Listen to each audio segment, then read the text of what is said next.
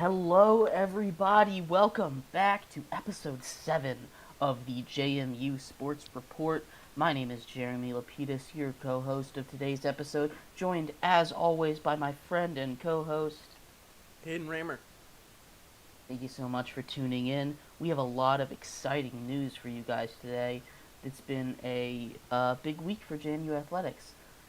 We have field hockey news, we have lacrosse news, we have JMU football news, and we have, of course, our patented segment, the JMU Duke of the Week, most prestigious award. Uh, yeah. So, Hayden, where would you like to start today? I mean, we have to start with Duke of the Week, Jeremy. Come on. Like, what You're is right. this? What is this? Is We this your first JMU Sports Report? We have to. You're right. We have to. Hayden, who is your Duke of the Week? That was a tough one. This is the first week where I kind of, I tried to dig in a little bit, try to find somebody who we haven't really shout out, you know, before or in a while, and I landed on good old Fenwick Trimble. Uh, Mm. no, it's been a while since we've kind of checked in on him specifically. Uh, but right now, he's ninth in the Sun Belt in OPS. He's 10th in batting average, or tied for 10th in batting average, rather. You know, uh, he's just having a really good year. He's fourth in just total bases in all of the Sun Belt. Uh, he's just having a really good year. Actually, is he? Hey, he's leading the Sun Belt in doubles. There we go. We found a cute little statistic for him. Uh, he leads the Sun Belt in doubles right now. Uh, he's a big part of that JMU baseball, lineup. The next highest person at JMU is starting ninth. That's Trayvon Dabney. So, good for Fenwick. It's pretty good. Yeah. Okay. My Duke of the Week, I believe this is twice in a row now for her. But this is Mairead Durkin. She, with the win against Rutgers on Sunday, not Saturday, uh, broke a program record, all-time program record, for caused turnovers in a win. She is now the new leader in that statistic, and I believe that deserves to be crowned the next JMU Duke of the Week. So that's exactly what I did. I made her Duke of the Week. So congratulations to Mairead Durkin and an incredible career. Yeah. Hayden, Jeremy? are you frozen? Sorry, I didn't No. hear anything. No. I heard a noise on my computer and then it was silent, so I was Yeah. confused. No, I mean, she's absolutely been crushing it. We talked about her last week in the Duke of the Week segment. Uh, she's just absolutely been killing it. It's always a good thing.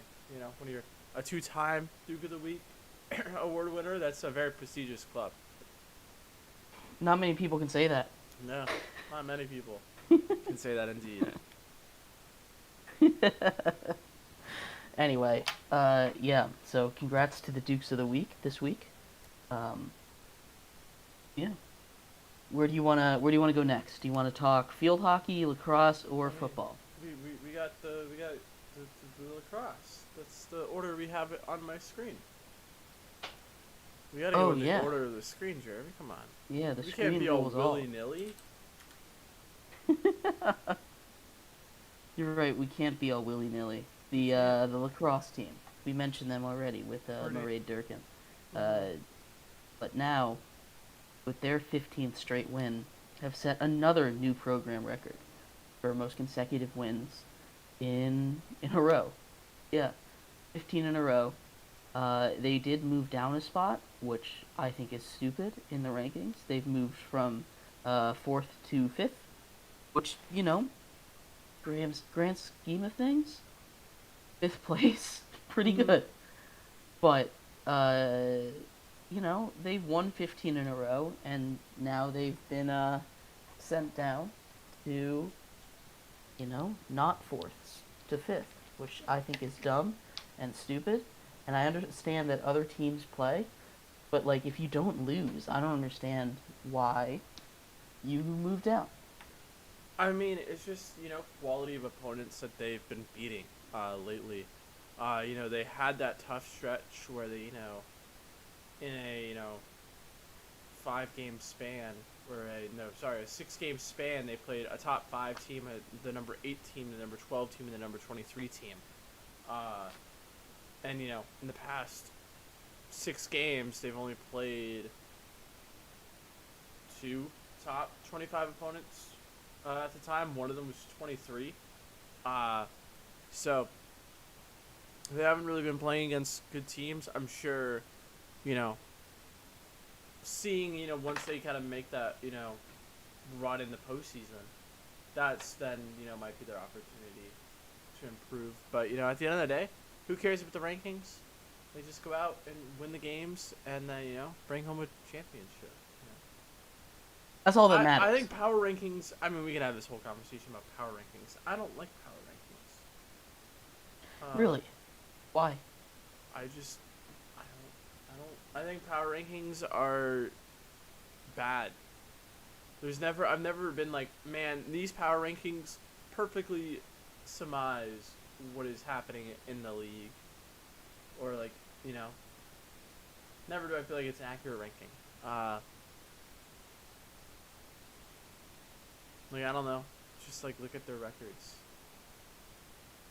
That's pretty much what they are. No, but like power rankings, because I understand what you're saying with like professional sports, but in Uh, college sports especially, these teams aren't playing the same level of competition, oh yeah, no, I you know? completely understand that. No, like I And understand so power you rankings and coaching rankings are different. so But you I can't mean, you, you can't really go by record in college especially yeah, but because I mean you I can. could play 10 Division 3 schools and you know JMU could play like 2 Division 3 schools and the rest be Division 1, and that's a completely different thing. I understand that, but I mean, then I understand the them being why they exist, and I understand they have use. But at the end of the day, like it's a ranking. There's when you're talking about the difference between the number 4 team and the number 5 team. There's not really a difference. Uh, it's just you know, it's I mean, at the end of the day, it's that's the difference between a 1 seed and a 2 seed.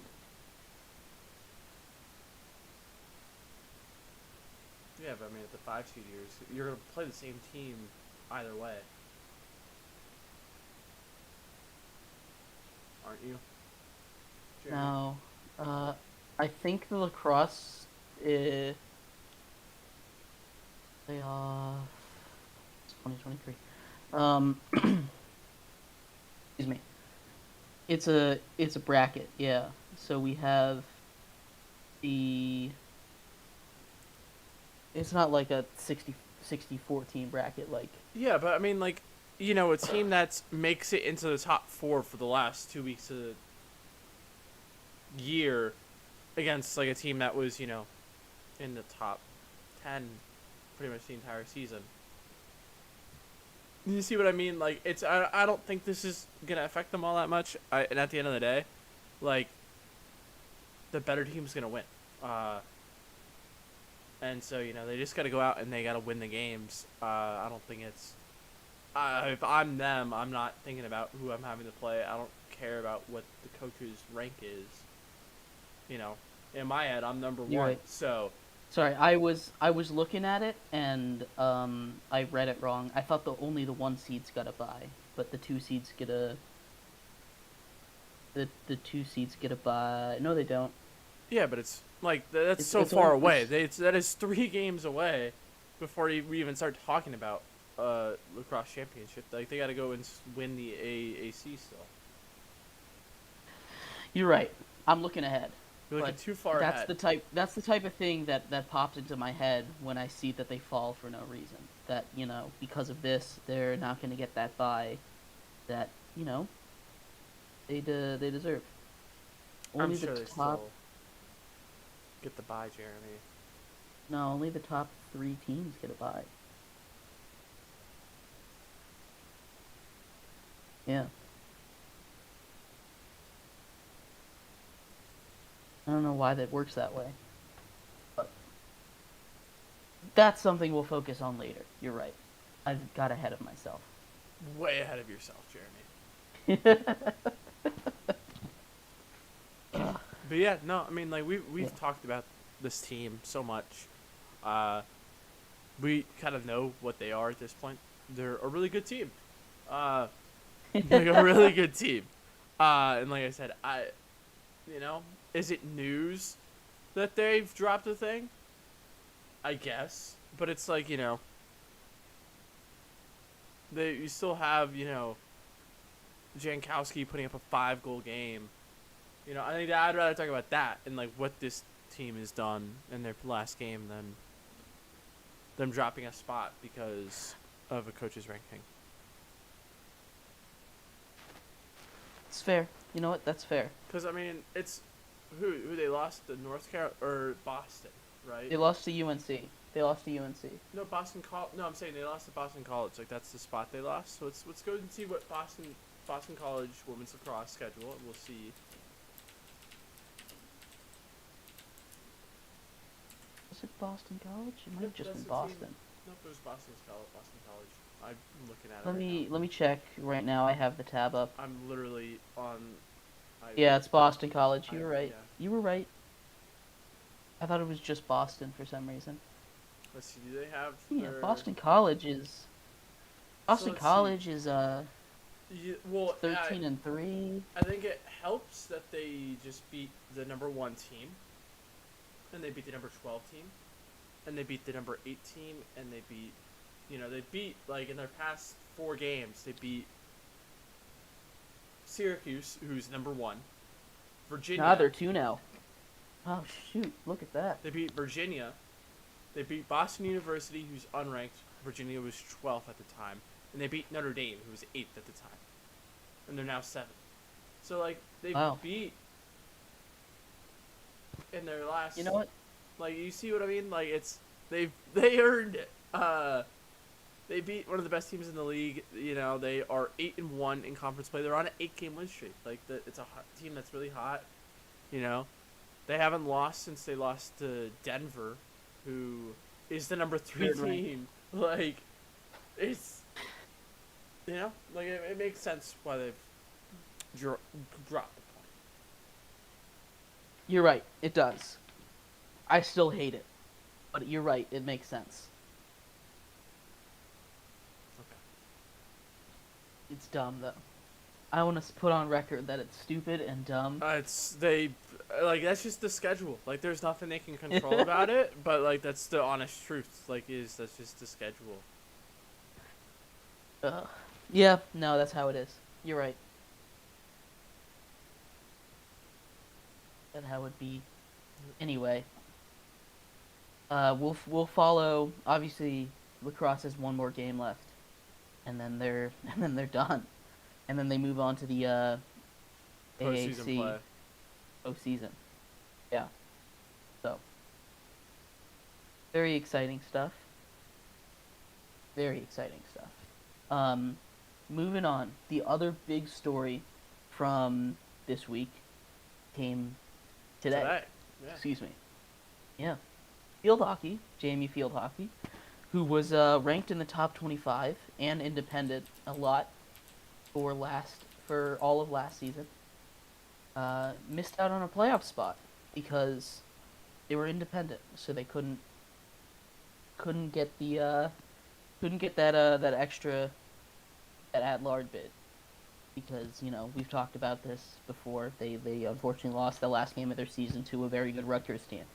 But now, as of today, they have officially joined the MAC, or the Mid-Atlantic Conference, for field hockey. So, snaps for them.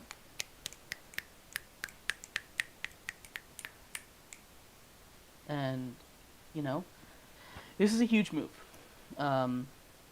for the program, for its national for to putting it in more national attention. The MAC is um, it's a group of five school, not school. It's a group of five conference, but it is also one of those conferences that gets a lot of attention.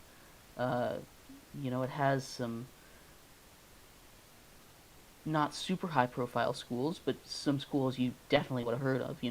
Yeah. University of Miami, Ohio, Central Michigan, Eastern Michigan, uh, Western Michigan, Longwood, Ohio, App State is in here for field hockey.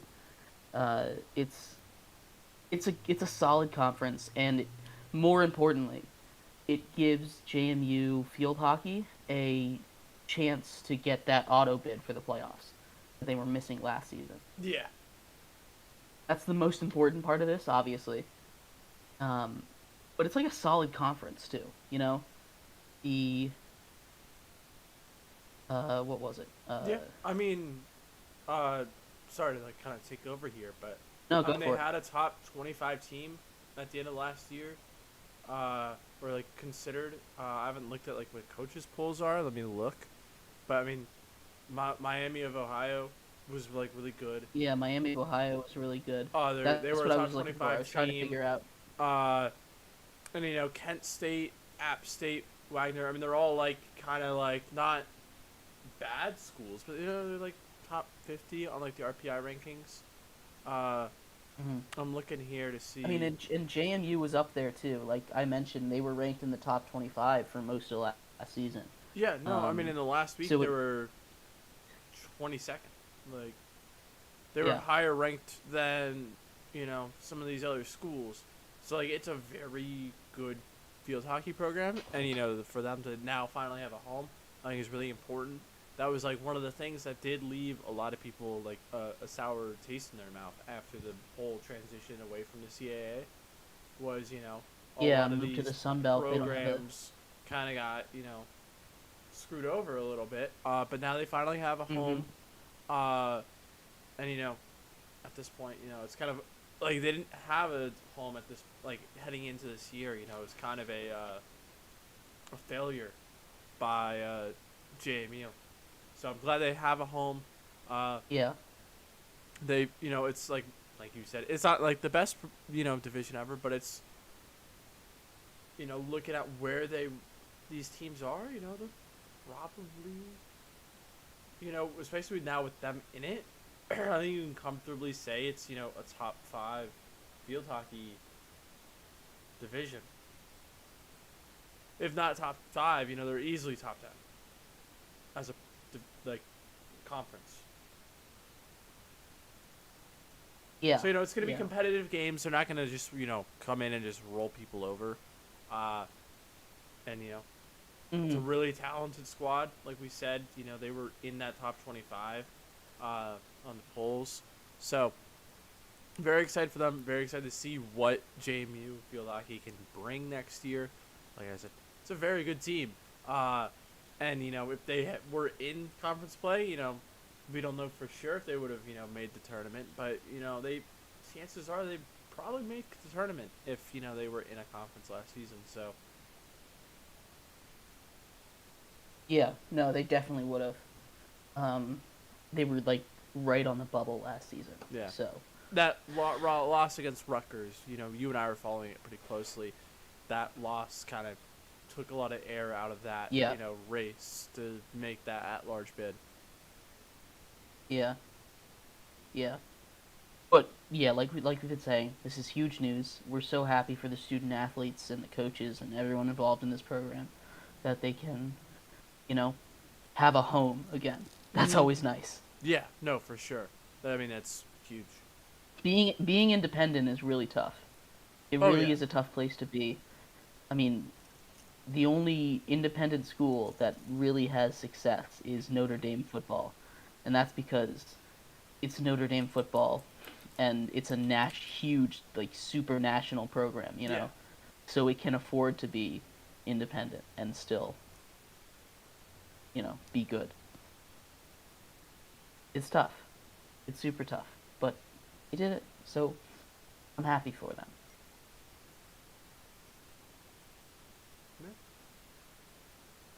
Want to move on to that spring football game, Mr. Jeremy? Yeah. Uh, so the big takeaway for the spring football game is the quarterback battle. There is a four-way. Excuse me. Sorry. All good. There's a four-way battle for the quarterback battle. See, that's not a sentence I said correctly, but it's a four-way quarterback battle. You have Jordan McLeod, the transfer we got from UCF and Arizona State. We have um, Billy Atkins. He was on our team before. We have a freshman. What's his name? I'm trying to pull up the article I was reading. You Um, have Alonzo Barnett the third. He's a yep, redshirt freshman. he's the freshman, and then you have the other transfer from Wake Forest, Brett who Griffiths. was Brett Griffiths. Yes. Is he? In the spring game, Yes. Brett Griffiths, the guy that I'm super high on from watching tape, was 0 for 2, and he was uh, I believe he was the only quarterback not to lead a scoring drive. Um, Billy I Atkins, only have. Oh, never mind. You're good. yeah, he was 0 for 2, and I believe he was the only one to not lead a scoring drive out of the four quarterbacks. Billy Atkins, he was on our team. He was the guy that came in against Marshall and had just a horrendous game. He he didn't do much, but he was fine. Um, it looks like he's shaping up to be like a quarterback 3 right now. Obviously, we have Jordan McLeod. He was the only quarterback to throw a touchdown. He looks like the front runner, but after this spring game, it went from a four quarterback battle to a two quarterback battle between him and I cannot find that article. What was the freshman's name again? The redshirt freshman? I mean Alonzo Barnett the third. Alonzo Barnett. Yeah. It seems like it's a two-horse race between Alonzo Barnett the third and Jordan McLeod right now. Mm-hmm. Um, and that's the major takeaway from this. Uh, we obviously losing Todd Centeio is gonna hurt, especially, you know, in a year as big as this one. Coming in on the way too early rankings at number 25, this team has a lot of expectations on its shoulder. It needs to be good so that, it gets more national attention and we can get better players and make the school better in general. Sports are one of those things that can really help improve a school. Um, and the more national attention JMU gets, the better everything's going to get here. Mm-hmm. Because football is, a massive deal. Yeah. So I guess, who do you think is kind of the favorite? I didn't watch I didn't watch the spring game. Okay. So I can't really comment I can't really say with a lot of expert analysis here. Uh-huh. But Jordan McLeod, I watched a lot of tape on him. He looked good. My one criticism with him when he transferred here, that's when I was watching his tape, Mm-hmm. was he seems to lock on to one guy, and if that guy's not open, he runs. That's something that can be fixed, but it's not good. Yeah. Like, at least he has mobility to get out of the situation when that one guy he's staring down isn't open. Mm-hmm. Like he has good pocket presence and he's athletic and can scramble. That's a lot of positives. I just don't like him in the pocket. Billy Atkins, like I said, we watched him against Marshall last season. He's like a statue in the pocket. He can't feel any pressure. I'm not a fan of him at all. But we'll see. And then the redshirt freshman, again, I haven't seen any tape on him. He had one throw last season, just one. So I need to go back and watch some tape on him. But right now, if I had to pick, I think I'd go with Jordan McLeod, but I would heavily consider the freshman Barnett or not Barnett. Barnett? But yeah, Barnett, Barnett and Griffiths, or not Griffiths. you don't like Griffiths? I like Griffiths, but it seems like uh, JMU doesn't. Got it. So I guess. Just based on this, Uh huh. maybe it's like a smokescreen kind of thing. Um, but I we'll mean, see. overall, do you? I guess you. I know you said you didn't watch it. Do you think like? Well, I mean, would you say this is a success, like the spring game? Like from what the QBs did, is that a success? I mean, they got sacked like what? I think it was 8 times. Was it eight Yeah. sacks that game? I don't know how you feel about that. That's usually not a good sign. The offensive line is all returning, Mm-hmm. so it's the offensive line is good. Um, the defense, the fact that it's not like full 100% effort because you don't Yeah. want to get hurt, obviously. Yeah. Um,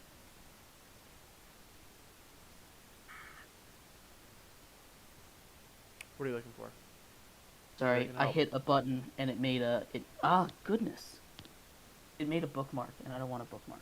Got it. Got it. Um, anyway, excuse me. You're good, man. It's a good sign for the defense. I'm not too worried about the offensive line because, like I said, we have all 5 starters returning. So it shouldn't be that big of an issue. But you never know. Yeah. I mean, I wasn't sure.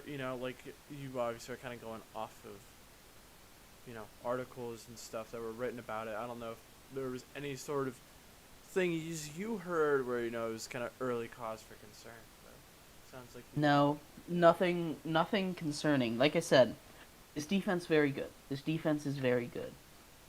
If any of these quarterbacks pan out, this team's gonna be really good. All right. Yeah. I'm just not convinced by this quarterback play. That's Yeah, I know what you're saying now. Yeah, I got you know, like I want to be excited for the quarterback, like I was for Todd Centeio, and I'm just not. you. Mm-hmm. But I've been wrong before, and hopefully I'm wrong again for this one. Um, but I don't know. I'm not a fan. Like I said, I still need to watch tape on Alonzo Barnett, but I'm not a huge fan of Jordan McLeod. Got it. Good to know. Good to know. And then I guess, do you have any other thoughts about the spring game, or you want a quick wrap up? That's all my thoughts on the spring game. Um, Yeah. All right. So I mean, it's kind of just the quick miscellaneous stuff because we only got 30 minutes here. We can't talk about everything. Men's golf, tied for 8th at the Sun Belt Championships. Women's tennis, got I believe the second seed for the second seed for the Sun Belt Championship. So good stuff there. They had 3 players named to the All Sun Belt team. So good for. I'm trying to see if they were first team or second team real quick. I think they just have all Sun Belt teams. So Kylie Moulin, Daniela Volo, and Daria Monteneu. I butchered that. I am so sorry. Let me see if I can find a pronunciation real quick. Can not. I'm so sorry. But I mean, good for them. 2 of them are redshirt seniors. Daria is a freshman, so congrats. Being a freshman, making all Sun Belt team, that's pretty awesome. And then ahead, we got some baseball that's away, I believe, right? Is baseball away this week? Baseball is away this week, yes. Yeah, baseball's away. Softball is here at home, so check that out. They're going against App State. And yeah, like I said, women's tennis, they've got a game on Thursday and a game on Friday, according to their little scroll at the top of the page. So check it out. Watch the Okay. games. Yeah, real quick before we sign off, I've Yeah. just watched a little bit of tape on Alonzo Barnett, and I've Mm. changed my mind. I'm very happy about this guy. I think he should start. Okay. Yeah, I that's what I was looking for when you were doing this. I Okay. found some tape. I'm happy with him. Yeah. I'm very happy with this. I think we'll be good. I'm Cool. glad. This makes me happy. This is a much better. This is makes me much more optimistic for this season now. Cool. This is good. He should win the starting job. Yeah. Sounds good. Awesome. Well, All right. thank you everybody so much for tuning in to episode 7 of the JMU Sports Report. I have been your co-host, Jeremy Lapidus, joined as always by my friend and co-host. Haden Raymer. Thank you so much for tuning in, everybody. Have a good night.